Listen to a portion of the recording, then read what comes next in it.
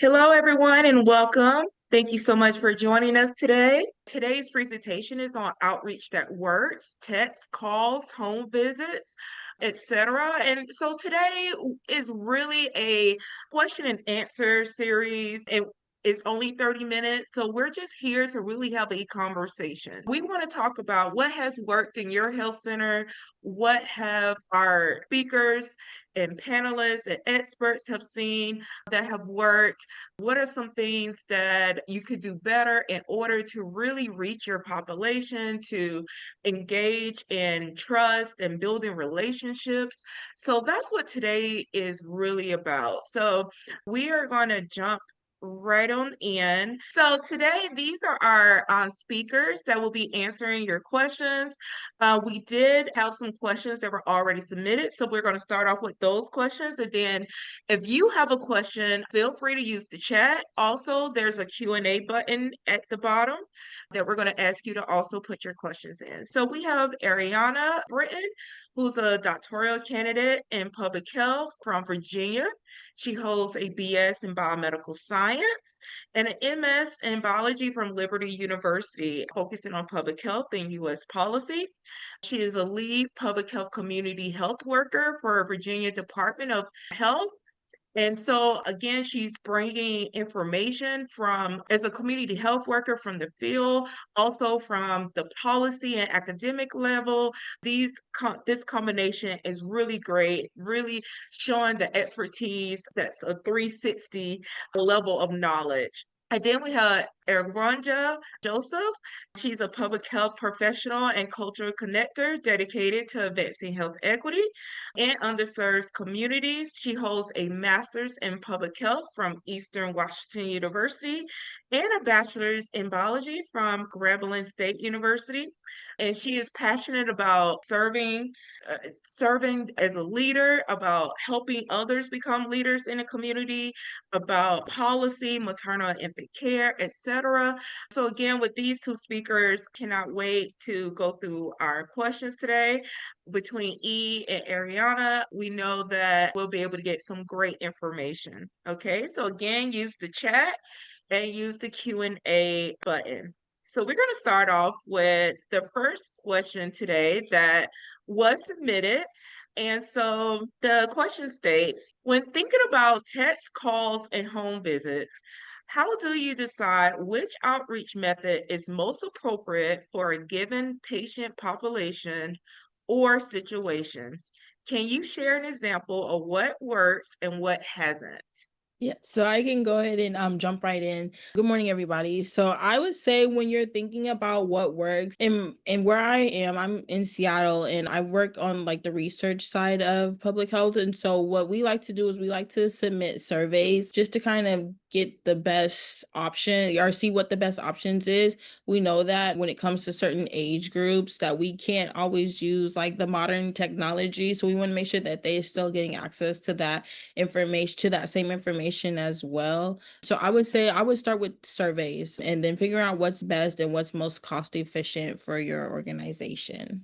I was going to also say as well, as a community health worker, for me, it's been very pivotal to know my community. So as far as community health assessments going or surveys, community health events, I like to do that one-on-one conversation with the community to see what all they need and what they be comfortable with.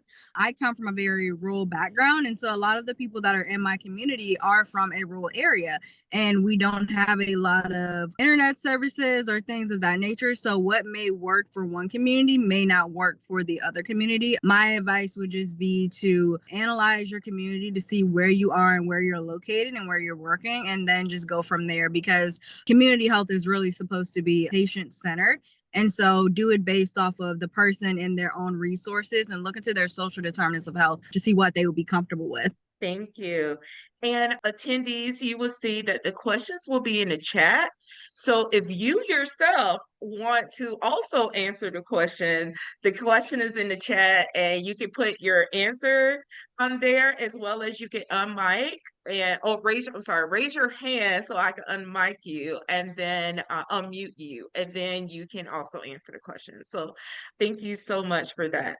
All right. So the second question, engaging hard to reach populations like adults aged 45 through 55, people with limited English proficiency, and rural residents can be challenging. What culturally or contextually tailored strategies have you found effective in reaching these groups? I'll go ahead and answer this one since I basically do a lot of rural health disparities research with my dissertation as well as my work as a community health worker. For me, what has worked with targeting the rural community is seeing their social determinants of health and determining the type of care that they would receive based on that. A lot of the times, we as providers and healthcare resources and assets to the community, we don't normally look at their social determinants of health. And we also don't look at the barriers that they're facing in order to receiving healthcare. So for me personally, what I do is I like to go into the community, boots on the ground, being where they are. I love providing healthcare in their area because A, they're able to reach the healthcare, it becomes accessible and attainable to them.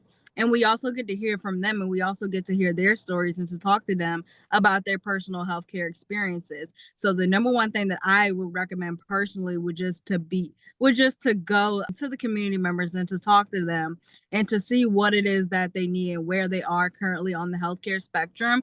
We can't just assume that everyone knows about their healthcare. We can't assume that they know what their resources are. And so we have to be that resource for them. We have to be that resource and actually go to them into their communities and bring them the resources that they need. That would be my advice personally. I know my experience in rural communities, they have a trusting mindset to people they already know or who they're comfortable with, people who understand them and come from the same type of background that they come from. It'll be a lot easier for you to go into these communities because they're built on a trust system. So building trust with the community as well is also a big deal. It's a big ordeal because once we build that trust, we'll be able to build other type of relationships like healthcare services and health awareness and health education. But we must first go into the community and actually be in them. I can piggyback off that. I think what Ariana said was perfect. Building trust is always going to be the first step. And so when I'm going out into the community, I always like to start with opening up with conversation, letting them tell me what's been wrong and what's been right, because I'm able to take that information back to my healthcare system and share with them, this community may not actually enjoy when you guys do this, or this may not work for this community. I think it also helps that I'm a Seattle native and that's the community that I'm serving. So I've been in this community for my entire life. And I think that also helps with making that connection when I'm going out there and just talking to them. I know that's not always the case for everyone, we move around, but I think when I'm able to go out there and just talk to them, like I've been doing volunteer services in this community before I was working in this community. And I think that helps them trust me a lot more and knowing that I'm a listening ear when it comes to what they don't want and what they do want, and they trust me to know that I'm bringing that information back to their healthcare systems as well. Thank you. Again, these are questions from you all, the health center. So if you have any questions, make sure you also put that in the chat or in the Q&A. These are some of the questions that were pre-populated from when you registered. So if you didn't get a chance to submit your question, you can do it now. So the next question, how can health centers form effective partnerships with local organizations, for example, churches, hair salons, barbershops, food banks, to create co-branded, trusted outreach campaigns? What make those what makes those collaborations successful or sustainable? I know for me, as a community health worker and healthcare coordinator, I do a lot of partnership with my local community.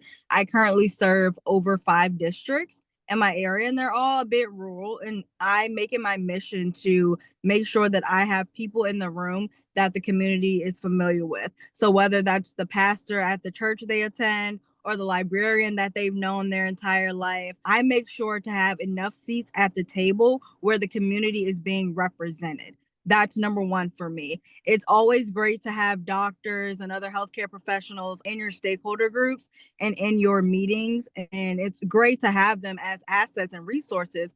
But I think for me personally and the community that I serve, I make it my mission to make sure that the community is well represented on my panel, in my information sessions, in my healthcare education sessions. I make sure the community is represented fully.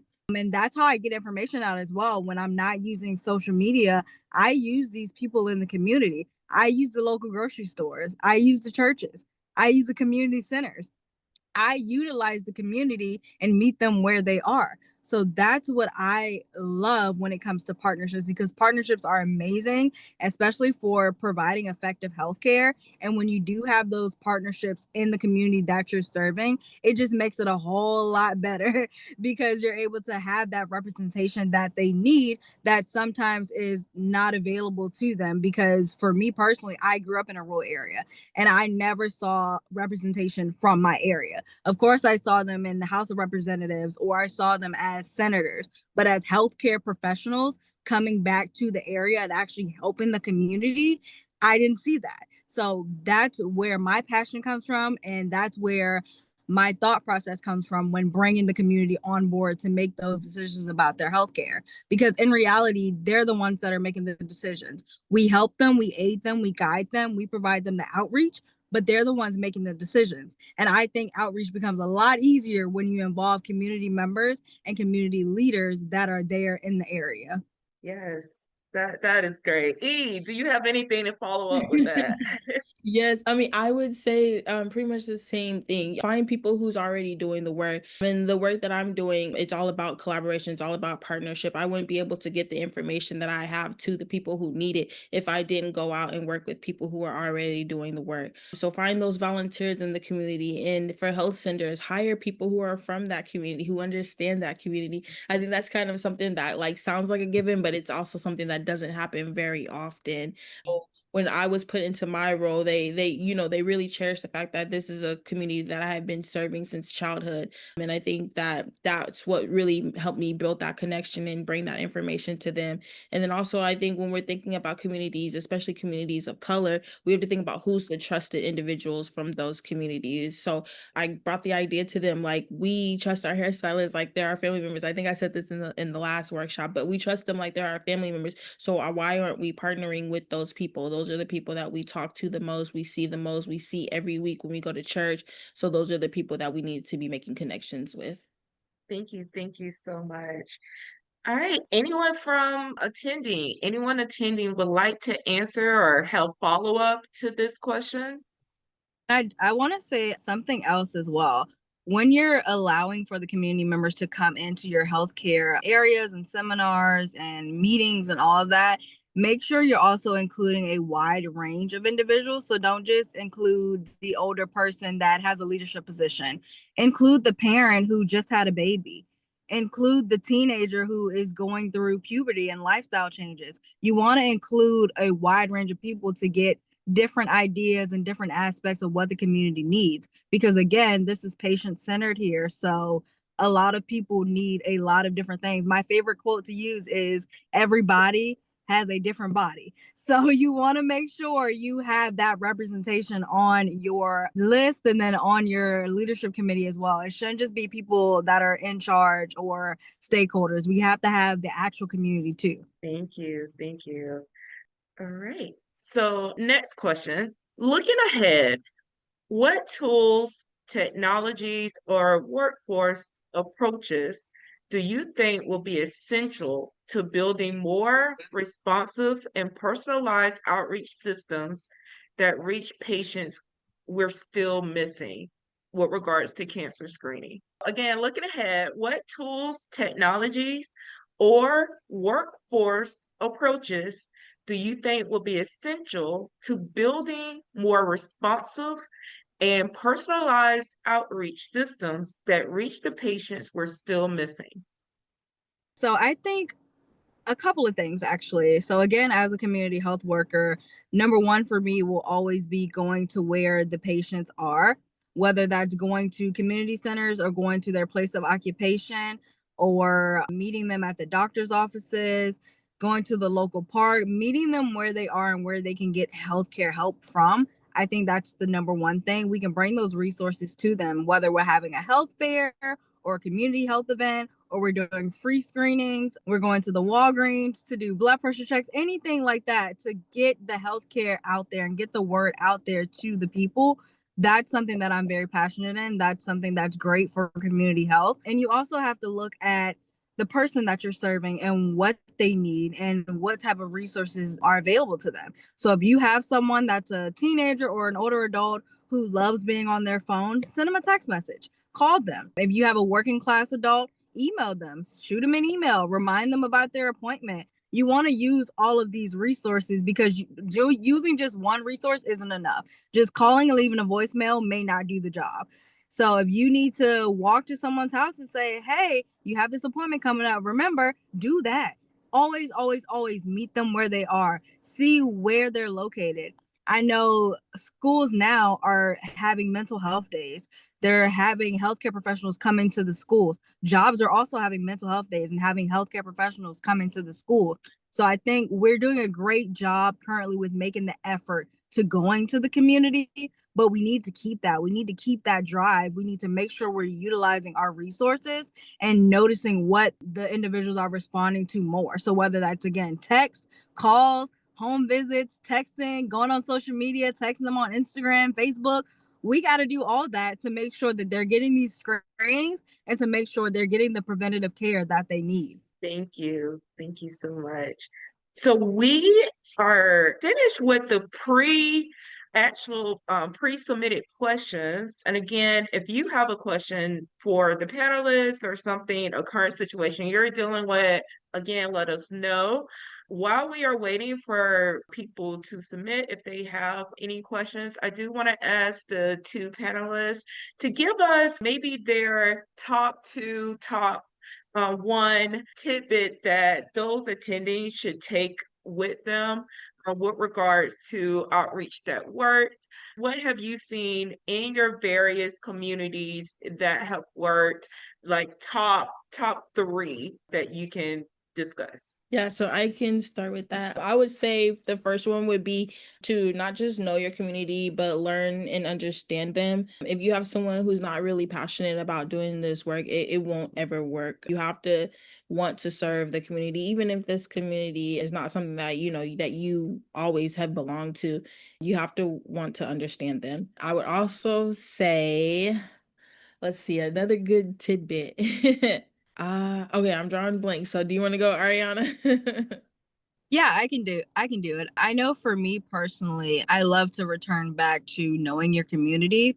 So if I were to give you 3 tips on reaching your specific community, I would say number 1, go out into the community and learn your community, learn what resources they have, know where they are lacking on the healthcare field, know their adversities that they're facing, any barriers, and also don't look just for the bad, look for the good things too. See where they're progressing in, see what they're doing and how they're using these resources accordingly. So number 1, it would be to know your community, reach out to all these people, reach out to the stakeholders and the community members to have them come in and talk to you as well about the community. Because if you don't know the community, you won't know the people in the community. So know that.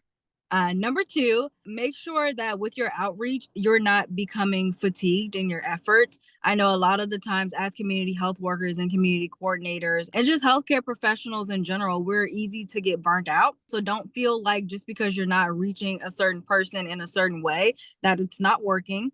It just means that you have to pivot and you have to pick a way that works best for that person or for that community. So don't give up. Be creative in the ways that you're reaching the community. If someone prefers receiving a text message, send them a text message. If someone prefers to be sent a letter in the mail, give them a letter, send them an email. If they want a phone call, phone call. If you want to visit their home, if they want you to knock on their door and say, hey, you have an appointment tomorrow, do that. You have to be creative when reaching the community because, again, not every form of communication will work for everyone. So don't become fatigued in your outreach methods. Keep doing the outreach, keep doing the hard work. It is hard sometimes, but keep going. You'll reach those patients and they'll appreciate you for that. And number 3, I think just making sure you're familiar with each method. Texting, phone calls, home visits, all are great, but make sure you know the methods in which all people would prefer to have communications. Some people prefer to have their communications through the church. So send a message to the church, send a post saying we're having a community health fair here. Some people receive their stuff through the library. Give it to the library. I mentioned social media a lot because our youth love social media. Post it on social media. Come up with some social media ads and some campaigns. Do something that'll create healthcare, not only healthcare education, but it'll bring more people in and making them feel comfortable with their healthcare. So those would be my 3 tips for you. Number 1, know your community. Number 2, do not become fatigued. Make sure the outreach that you're doing continues. Don't just stop. And number 3, just be creative. Make sure the outreach that you're doing is reaching the population that you want it to reach. And the rest from there will work in order. It'll all fall through. But definitely keep up the good work. Keep up the good fight. Our community needs us. They need us to show them the way. They need us to explain healthcare to them and to provide these methods and resources to them. And it's also up to us to help them out because they don't know what they don't know. So we are the people that are there to help them and support them. And if you do those things, everything will work out for you. Thank you. Thank you again for our panelists, our experts that have joined us today. I just want to say that we have one more event for July. That will be tomorrow, and that will be how to actually build and partner with colleges and universities to help with staffing gaps. I cannot wait for you all to join us tomorrow for that. So we have been on a whole building of relationships and trust and all of that with our patients this whole month.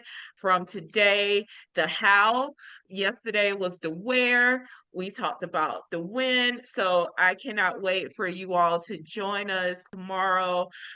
We will be again sending a follow-up email with how to get in touch with our speakers. If you have any more any questions or anything you want to ask them. Again, thank you all for joining us. Thank you for those I've seen all month for joining our various education webinars. Hope to see everyone tomorrow as we discuss partnering to help with staffing and workforce gaps. And again, if you have any questions, feel free to send us an email. Thank you so much for joining and attending. Thank you. And Dr. Nikhil, one more thing before we go. We also wanted to give a special thank you to HRSA for funding these events for this month. It's been a great partnership. Yes, yes. Thank you, HRSA. Thank you so much.